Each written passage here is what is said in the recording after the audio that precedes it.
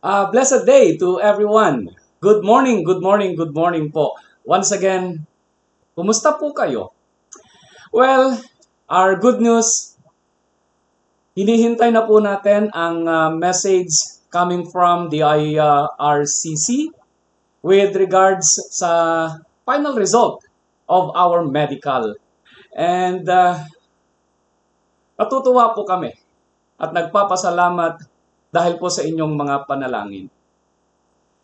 And praying, hindi man po kami makahabol sa church anniversary, ay kakayanin po natin within this year. And so, tuloy lang po tayo sa ating pananalangin and tuloy pa rin po yung aking pag-record ng mga messages, most particularly for this coming October 5. That will be the schedule or the schedule of my sermon. But while I am recording this, Saturday po ngayon dito sa amin, and our date po is September 27. Kaya, once again, greeting you a blessed day and touching heaven, touching earth. And for this last quarter of the year, wow, nasa last quarter of the year na po tayo. Ang atin pong theme is touching earth through love and service. So, touching earth through love and service. Our focus here is on fellowship and service. Yung atin pong get together na mga activities at yung atin pong paglilingkod, most particularly to the people of God. And for the month of October, ang atin pong theme ay touching hearts through fellowship. And I would like to use the book of Acts in chapter 2, verses 42 to 47. Once again, may I request everyone to please stand as we read these passages. Tayo pong lahat ay tumayo. And reading from Acts chapter 2, verses 42 to 47. They devote themselves to the apostles' teaching and to fellowship, to the breaking of bread and to prayer.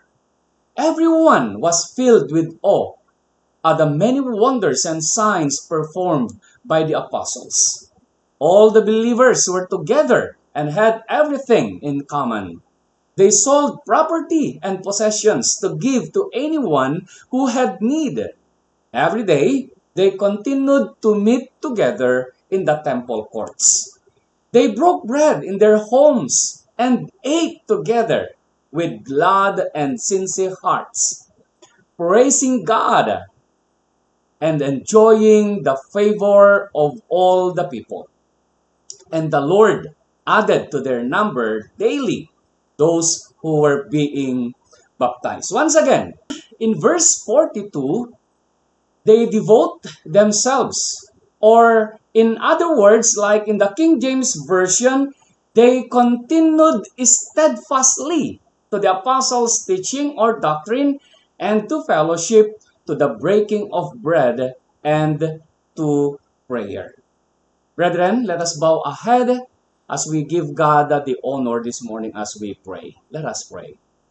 Our loving God, once again, O Lord, we are so grateful having this opportunity to learn, to hear your message, your words, Father God, most particularly in the book of Acts in chapter 2 from verse 42 to 47.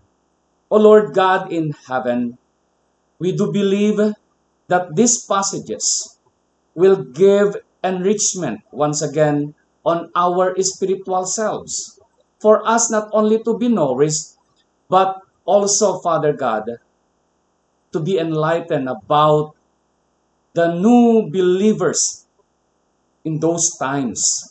And so, our prayer, my prayer, Father God, please bless everyone with a heavenly wisdom. Anoint your servant as he delivers your word this morning.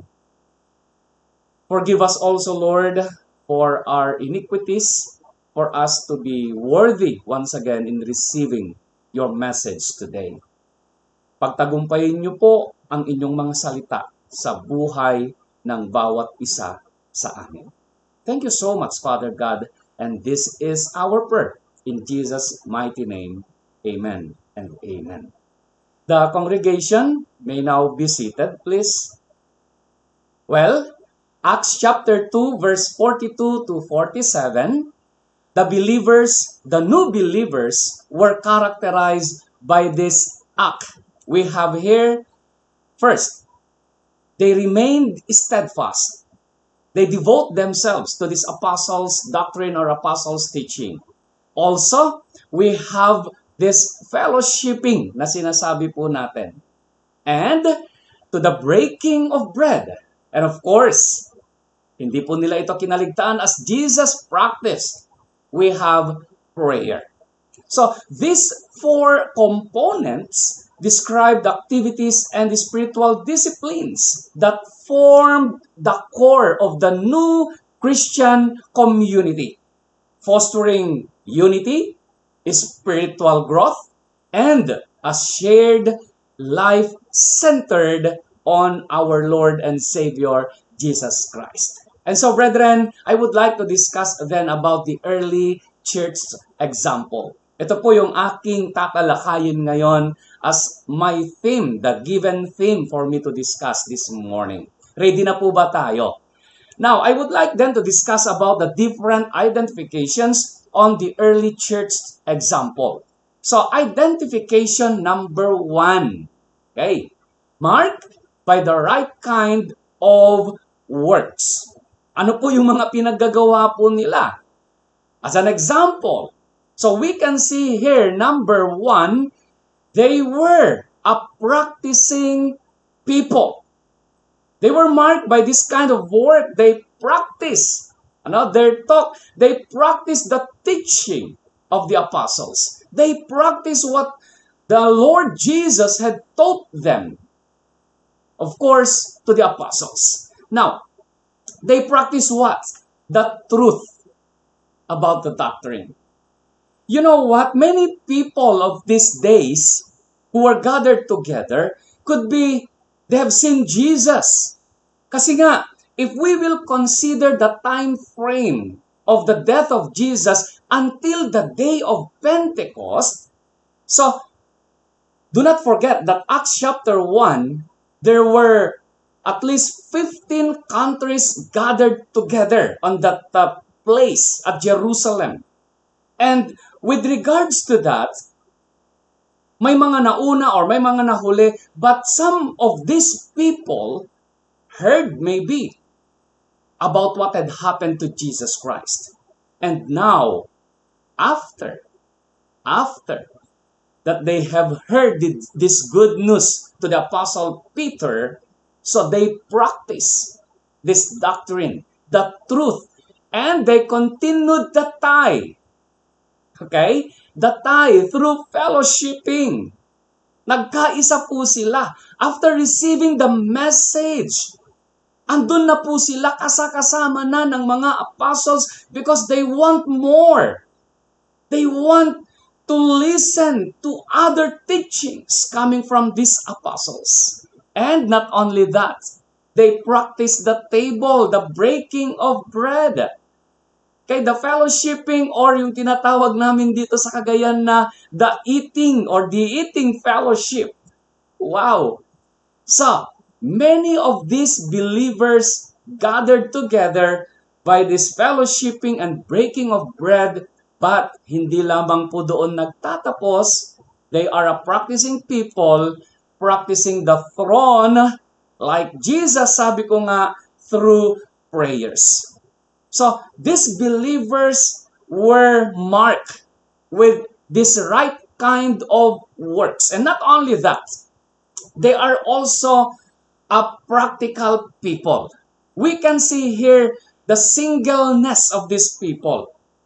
Nagkaisa sila, they are in one mind, iisa yung direction na ginagawa nila. So yung apat na yan, pinapractice talaga nila sa kanilang buhay. And here we go. andun yung singleness of their mind. Also, they were a sacrificial people. Have you heard about the story of Barnabas in the book of Acts?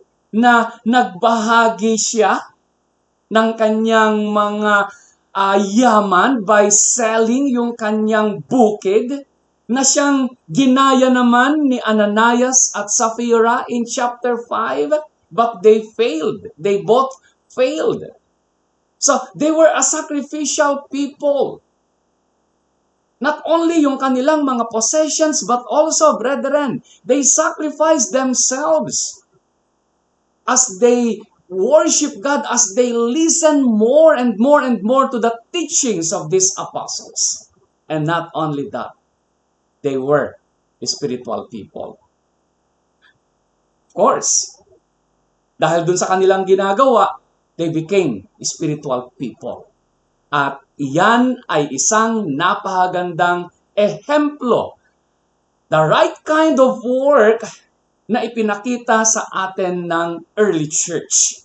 So in short, they were a praising people. Amen? They were a praising people. Andun yung kanilang puso as they worship God as an spiritual being.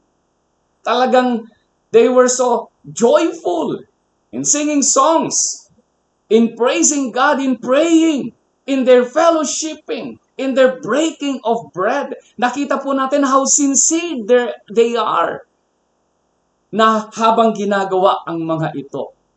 So the right kind of works that this early church has. Now, moving on to identification number 2, marked by the right kind of witness.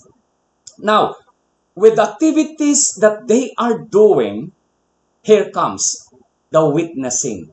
Yung sinasabi ko sa inyo last time, hindi ka na magsasalita pa.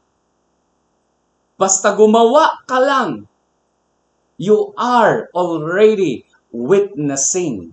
So marked by the right kind of witness. Of course, the community was so attentive. Not only these new believers, new Christians, but the people surrounding them. They are so attentive looking doon sa mga activities na ginagawa ng mga taong ito, the early church. And they were motivated. And so, araw-araw sabi niya, in verse 47, may mga naidadagdag because of this witness na nakikita po nila or because of these activities na nakikita po nila. So, the right kind of witness, being attentive, of course, may we take a look on our surroundings. Ano ba ang kailangan ng mga taong ito na nasa paligid ko ngayon? Have we considered them also in our lives? That Jesus came sacrificially. Ibinigay niya yung lahat-lahat niya for us all. And now, here are the people surrounding us who do not yet have the idea who Jesus is in their lives. May we be attentive to sa kanilang mga pangangailangan. So, the right kind of witness. And also the community was astounded. They were amazed. Wow, what is happening in this place? Anong mga pinaggagawa ng mga taong ito? They're doing miracles, miraculous signs. Most of all, could be yung volume ng mga sumasampalataya. They were amazed that the messages of these people were so powerful that changes lives. Take note once again, this time, at the day of Pentecost, marami pa ring mga tao coming from different nations. Imagine mo 15 nations gathered together on that place. and doing miracles, ay katakataka naman yan. Di ba? So the community was astounded and also the community was affected. Ano tong nangyayari ngayon sa aking buhay? They have experienced a different experience in their lives. Na ngayon lang nila nasaksihan yung kagaanan ng buhay because God is in them. The transformation, the changes na nangyayari sa kanilang buhay. So, the right kind of witness, ito yung ginawa ng mga early church members, the new Christians in those days. Kaya nga, how I wish that every one of us, hindi pa po huli ang lahat, na sana may magawa rin tayo. Kasi, ang sinasabi ng Panginoong Jesus, eto na nga po, Matthew chapter 5 in verse 16, in the same way, let your light shine before others, so that they may see your good works, and give glory to your Father who is in heaven. Ito po yung sinasabi ng mga early church, early believers or new Christians na, oh, let your light shine. Just do good works. And the people will be changed. So ito po yung sinasabi. The community will be attentive, amazed, and affected if we have Jesus, if we have God in our lives, if we maintain yung brightness ng ating mga ilaw na ipapakita sa mga tao. And lastly, identification number 3. The early church example were marked by the right kind of wonders. Ito na nga, yung katakataka na nangyari sa kanila. Everyone was filled with awe at the many wonders and signs performed by the apostles. The apostles were so powerful by this time and can perform many wonders dahil nasa kanila po ang Espiritu ng Diyos. Ulitin ko po. The apostles were filled with the power of the Holy Spirit. And many believers too were filled with the Holy Spirit. You remember Stephen? The Spirit of God works. And so I'm looking to myself now as a pastor, as a Christian, that if only I will let the Spirit of God to work in me, many things, many miraculous things can be performed also, most particularly to the evangelization of the people surrounding us. Just do good works, and you are now witnessing. And people will be amazed doon sa mga nakikita nilang blessing sa buhay ng bawat isa sa atin. So marked by the right kind of wonders, and this wonder, number 1 na makikita natin, the wonder of His blessings. May I ask everyone with regards to this? Yung mga tao in the book of Acts, if we will consider one example here, in the person of Joseph, a Levite from Cyprus, whom the apostle or the apostles called Barnabas. Hindi kaya sayang yung kanyang pera na ibinigay niya ng buong buo, yung napagbentahan niya ng lupa? Wow! Like for example, you have a hectare here in at Ilagan, Isabela, a city. Pagpalagay na lang natin sa syudad, 10,000 per square meter. And you have 1,000 square meter. Wow, ang laking pera. Can you give that na buo? Kaya nga, yung gumayang mag-asawang Ananias and Sapphira, they were tempted. But to Joseph, na tinatawag nating Barnabas from Cyprus, a Levite from Cyprus, he enjoyed God's blessings. Now, he blessed them. Ito, si God. He blessed them with His peace. You know, kahit doon lang ako, yung magiging mapayapa yung buhay mo, yung walang nanggugulo sa'yo. Okay na sa akin yung blessing na yon.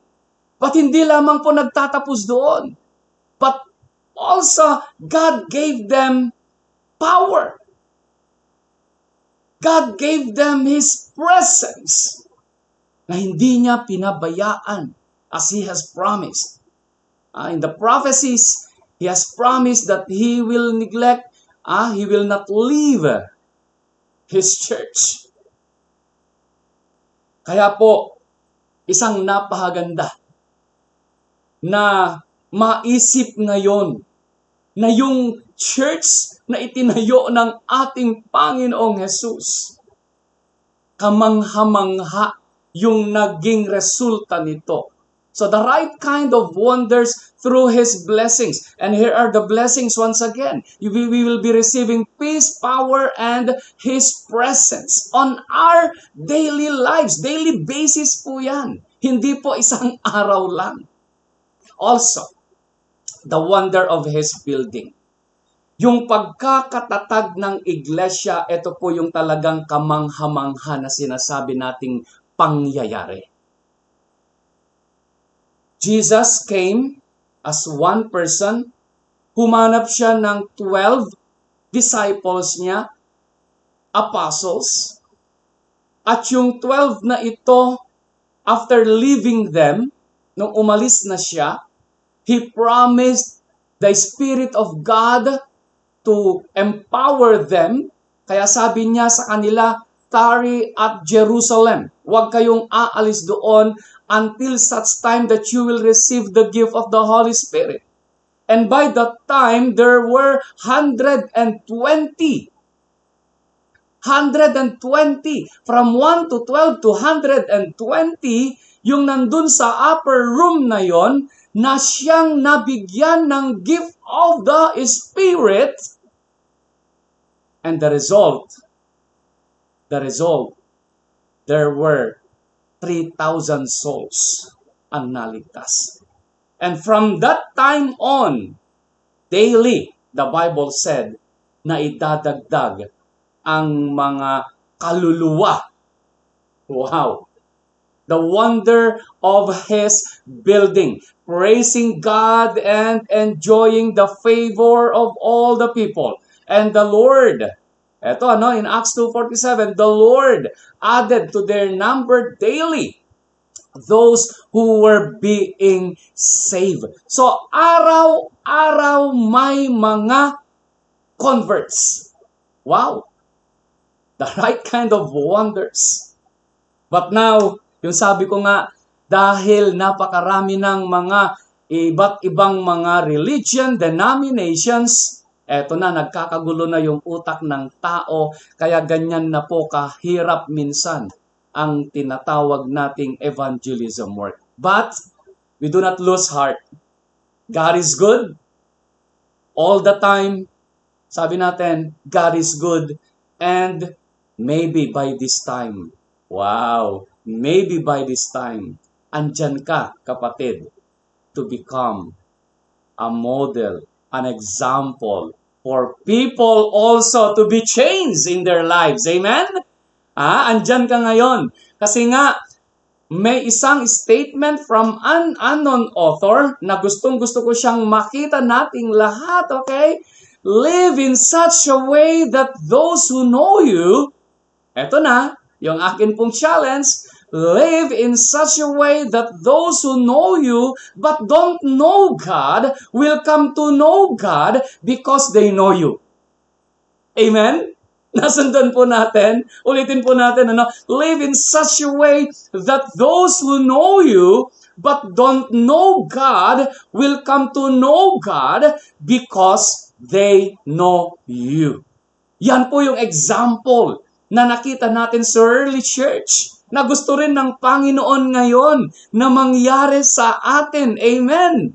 Amen. Kaya po ba natin? By God's help, no? Kayang-kaya natin gawin yan, for to God, nothing is impossible. To God, all things are possible. Amen? Palakpakan nga po natin ang Panginoong Diyos. Kaya naman, if we desire to be a true church of Christ, if we desire to become a true Christian, then let us be a people who truly wanted to know and trust God with devotion and determination. Yan po ay isang hamon ngayon sa ating buhay. As a pastor, as a leader of the church, as a regular member, the early church, silang lahat ay nagtrabaho para sa Panginoon. Kaya, in 1 John 1 verse 7, but if we walk in the light, as He is in the light, we have fellowship with one another, and the blood of Jesus, His Son, purifies us from all sin. So napakaganda po nito, na malilinisan po ang buhay natin at magiging isang magandang halimbawa po tayo sa ating kapwa if we walk in the light as He is the light. And so, may we consider this as I conclude. If we have, again, John 3:16, we must also consider 1 John in chapter 3, verse 16. And what it says? This is how we know what love is. So, mahal natin ang Diyos. Mahal natin yung ating kapwa. Okay. This is how we know what love is. Jesus Christ, John 3:16, laid down His life for us. And 1 John 3:16, we ought to lay down our lives for our brothers and sisters. Selyohan po natin ito in the name of Jesus, nang sa ganoon, magawa po ito natin ng matagumpay. An early church example can happen also this time by having this sermon. Good morning and God bless everyone. Let us pray. Father God, we thank you. We praise you for these reminders coming from the book of Acts in chapter 2, verse 42 to 47, that truly, napaka-faithful, napaka-devoted ng mga sinaunang mga Kristiyano. And Lord, we understand that their works, as they witness, and the wonders that they have experienced, ay pwede pong mangyari sa amin if we will follow these examples. Help us then, Lord, to imitate these new believers, this early church, in order that your church will grow, not only in quantity, but in a quality form. With your help, with your guidance, O Lord, magtatagumpay po kami. And with that, we thank you and we praise you. May your name be glorified with what we are doing now. Thank you so much, Father God. And this is our prayer in Jesus' mighty name. Amen and amen. Once again, good morning. Good morning, good morning po sa inyong lahat. God bless everyone.